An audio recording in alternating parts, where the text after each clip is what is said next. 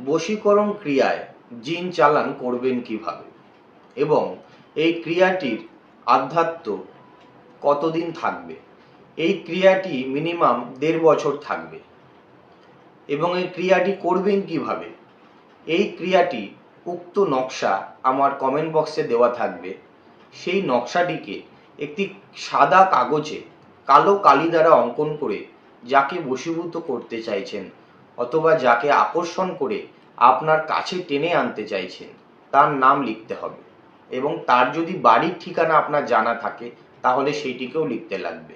সেটিকে লিখে একটি কালো কারে বেঁধে একটি গাছে, যে কোনো গাছ, কিন্তু গাছটির হাইট মিনিমাম 10 ফুটের বেশি হতে হবে, সেই গাছের ডালে ঝুলিয়ে দিয়ে চলে আসবেন।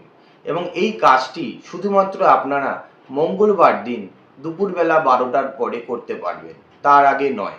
এবং কাজটি করার আগে আমার থেকে পারমিশন নিয়ে তারপরে কাজটি করবেন, তাহলে অবশ্যই আপনার কাজটি সাকসেস হবে।